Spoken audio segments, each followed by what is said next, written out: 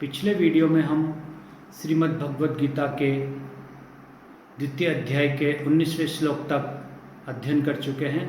20वें श्लोक से आगे पढ़ते हैं। हम श्री कृष्ण भगवान अर्जुन को आत्मा की अमरता का उपदेश देते हुए आगे कहते हैं, न जायते म्रियते वा कदाचिन नायं भूत्वा अभविता वा न भूयः अजो नित्यः शाश्वतोऽयं पुराणो न हन्यते हन्यमाने शरीरे। यह जो आत्मा है न जायते, न तो यह आत्मा कभी जन्मती है, म्रियते वा, और न ही इस आत्मा की उत्पत्ति होती, अर्थात न तो यह आत्मा जन्मती है और न ही ये मरती है। कदाचित, कदाचिन अर्थात किसी काल में या किसी समय में। न अयम भूत्वा, और न ही यह आत्मा भूत्वा यानी यह उत्पन्न होकर, अभविता वान भूयः, भूय यानी फिर से यह जन्म लेने वाली है, अर्थात एक बार यह उत्पन्न होकर फिर से होने वाली है, ऐसा भी नहीं है। अजो, यह आत्मा तो कैसी अजो, अजो अर्थात अजन्मा है। नित्य, अजन्मा मतलब जिसका जन्म नहीं होता है।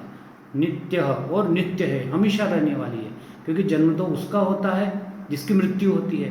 आत्मा की न तो मृत्यु होती है न जन्म होता है, इसलिए इसको अजन्मा कहा है। और यह आत्मा कैसी नित्य है, हमेशा रहने वाली है। शाश्वत तो अयम, अयम यानी यह आत्मा शाश्वत, शाश्वत यानी हमेशा रहने वाली है। शाश्वत मतलब सदा रहने वाली है। आगे है पुराणो, पुराणो यानी पुरातन है। यह आत्मा पुराण, नित्य नूतन, पुरातन है।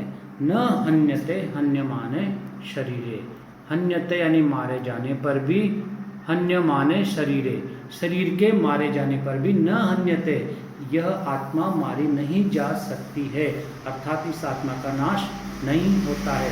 शरीर की मृत्यु होती है, आत्मा की मृत्यु नहीं होती, क्योंकि आत्मा अजन्मा है, नित्य है, शाश्वत है और पुरातन है।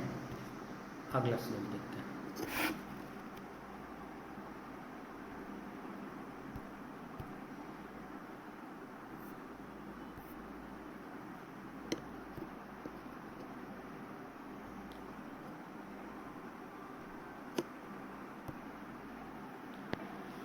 श्री कृष्ण भगवान आगे कहते हैं, वेद अविनाशिनम नित्यम य एनम अजम अव्ययम कथम स पुरुषः पार्थ कम घातयति हन्ति कम।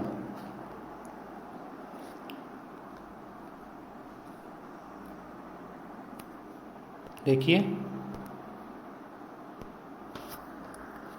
पार्थ अर्थात हे पार्थ, हे अर्जुन, यह जो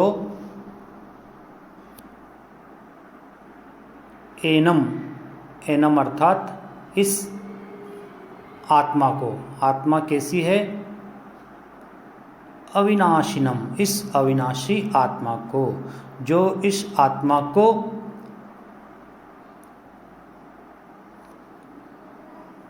अविनाशी, इस आत्मा को नित्यम, जो नित्य मानता है, और अजम और अजन्मा मानता है, अव्ययम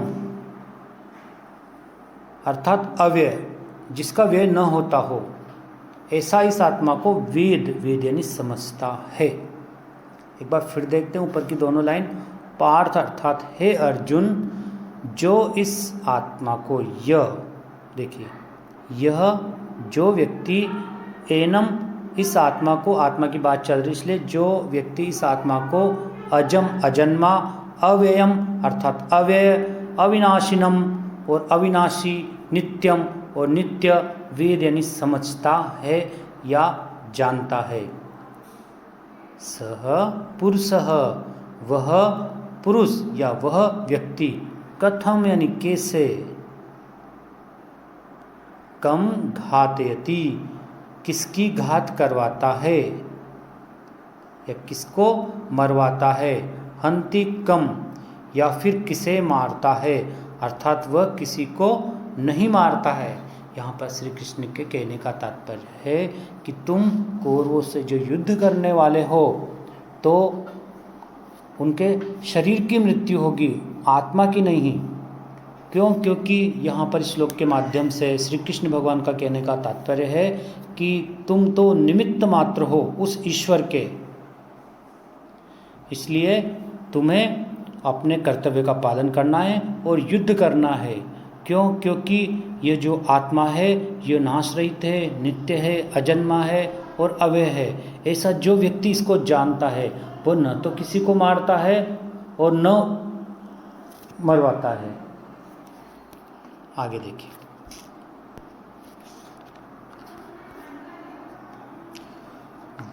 वांसांसि जीर्णानि यथा विहाय नवानि गृह्णाति नरो प्राणी तथा शरीराणि विहाय जीर्णान्य अन्यानि संयान्ति नवानि देहि।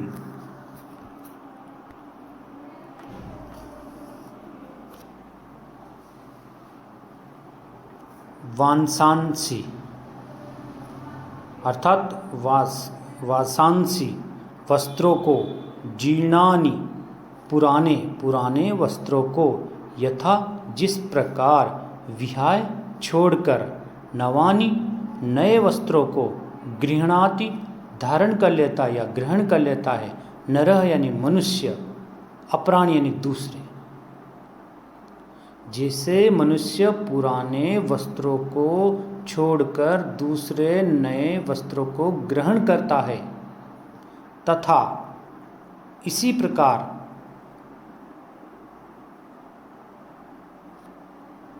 शरीराणि विहाय जीर्णानि, शरीराणि यानी शरीरों को, विहाय यानी छोड़कर, कैसे शरीरों को, जीर्णानि अर्थात जीर्ण शीर्ण पुराने वस्त्रों शरीरों को छोड़कर, अन्यान यानी दूसरे शरीरों को, संज्ञात यानी प्राप्त कर लेती है, नवानि यानी नए शरीरों को, देही अर्थात यह जीवात्मा, यह आत्मा।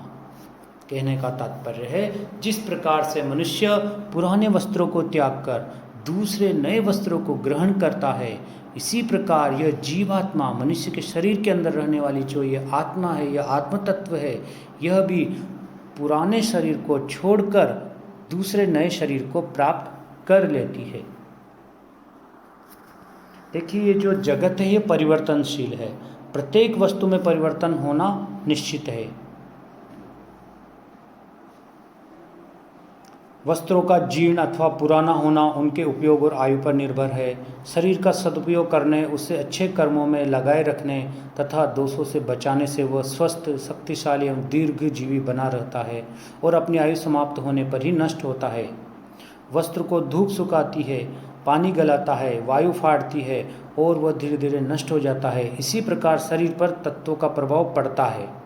शरीर एक न एक दिन जीर्ण होकर मिट्टी में मिल जाता है और उस शरीर में रहने वाली जीवात्मा दूसरे शरीर को ग्रहण कर लेती है। यही बात यहाँ पर श्री कृष्ण ने अर्जुन को बताई है। अगला श्लोक देखते हैं। नैनम चिंदन्ति शस्त्राणि नैनम दहति पावकः न च एनम क्लेदयन्त्यापो न शोषयति मारुतः।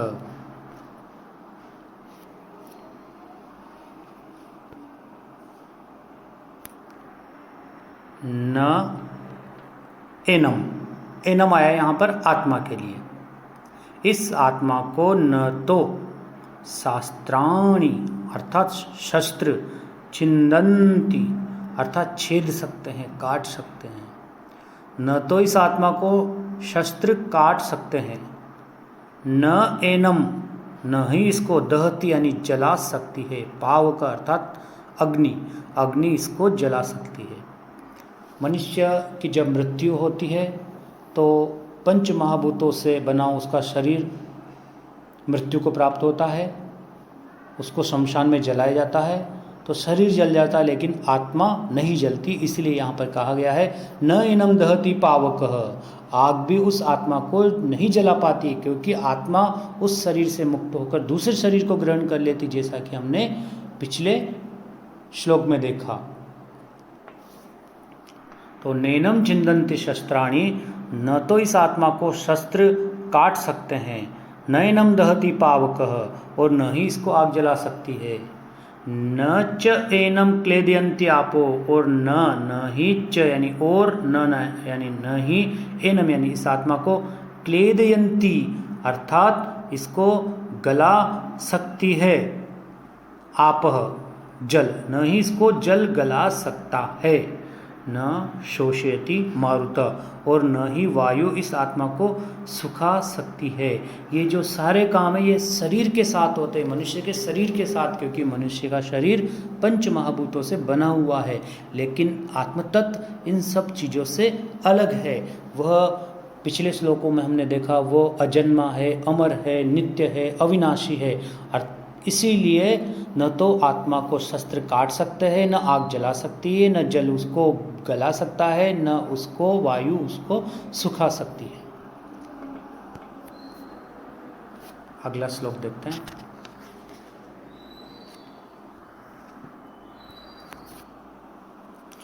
अच्छेद्यो अयम अदाह्यो अयम अक्लेद्यो अयम अशोष्य एव च नित्यः सर्वगतः स्थाणुर अचलो अयम सनातनः। ध्यान से देखिए, यहाँ पर शब्दों के टुकड़े करने पड़ेंगे हमें, इसलिए यहाँ पर मैं ये लाइन कर देता हूँ, तो आपको इस लाइन पर ध्यान देना है। उसी शब्द का अर्थ भी बताया जाता है, क्योंकि जब तक हम संस्कृत में बड़े श्लोकों में शब्दों के टुकड़े नहीं करेंगे उसका अर्थ हमें स्पष्ट नहीं होगा। देखिए,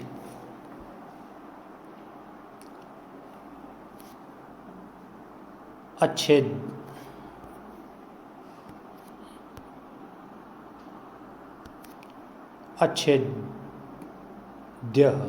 अच्छेद्य अर्थात काटने योग्य नहीं है। अयम अर्थात यह आत्मा। अदाह्य अर्थात जलाने योग्य नहीं है। अयम यानी यह आत्मा। अक्लेद्य अर्थात गलाने योग्य नहीं है।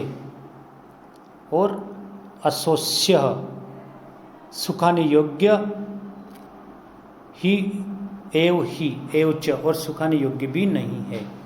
तो इस संपूर्ण लाइन का अर्थ हुआ कि यह आत्मा न तो काटने वाली, मतलब न तो इस आत्मा को काटा जा सकता है, न जलाया जा सकता है, न गलाया जा सकता है, और न ही इसको सुखाया जा सकता है। तो फिर ये आत्मा कैसी है?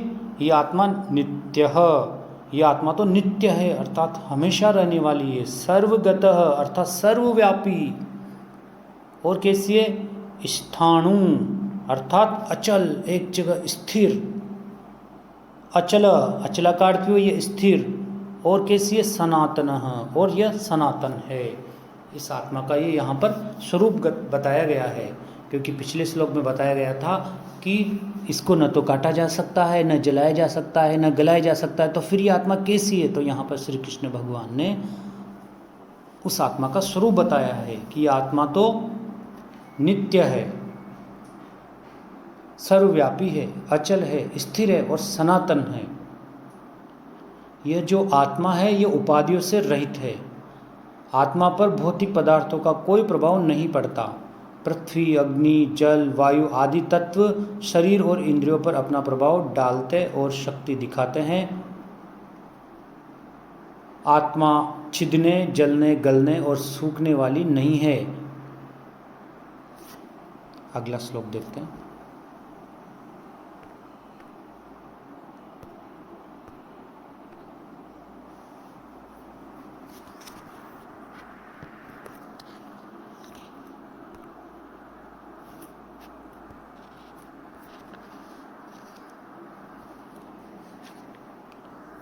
अव्यक्तो अयम अचिन्त्यो अयम अविकार्यो अयम उच्यते तस्माद् एवं विदित्वा एनम न अनुशोचितुम अर्हसि। अर्जुन से श्री कृष्ण कहते हैं कि यह जो आत्मा है यह अव्यक्तो अयम, अयम यानी यह आत्मा अव्यक्त है, अर्थात इसका कोई आकार नहीं है। अव्यक्त का अर्थ इसका कोई आकार नहीं है, अर्थात इस आत्मा तक इंद्रियां नहीं पहुंच पाती है, इंद्रियां इसको नहीं देख सकती, नहीं पहचान सकती है। अचिंत्यो अयम, और यह आत्मा कैसी है? अचिंत्य है, अर्थात मन की पहुंच भी इस आत्मा तक नहीं है।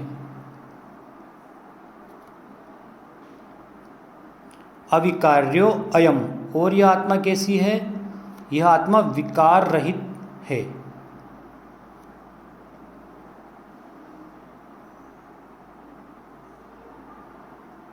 उच्चते यानी इसको कहा जाता है। तो संपूर्ण पंक्ति का अर्थ हुआ यह आत्मा अव्यक्त है, यह आत्मा अचिंत्य है और यह आत्मा विकार रहित उच्चते तो कही जाती है। तस्मात् एवं विदित्वा, तस्मात् यानी इसलिए, एवं यानी इस प्रकार से, विदित्वा यानी जानकर, एनम यानी इस आत्मा को, इसलिए तस्मात् यानी इसलिए, एनम इस आत्मा को, एवं यानी इस प्रकार का, विदित्वा यानी जानकर, इसलिए इस आत्मा को ऐसा जानकर। अर्जुन से श्री कृष्ण कह रहे हैं, अंतिम पंक्ति में देखना, न अनुशोचितुम अर्हसि, तुम्हें शोक करना उचित नहीं है, तुम शोक करने के योग्य नहीं हो। न यानी नहीं, अनुशोचितुम, अनुशोचितुम यानी शोक करने के लिए, अर्हसि यानी योग्य नहीं हो। इस आत्मा को इस प्रकार का जानकर तुम्हें शोक नहीं करना चाहिए। इस प्रकार से यहाँ पर 25वें श्लोक तक हमने अध्ययन कर लिया है। अगले वीडियो में फिर आगे देखेंगे।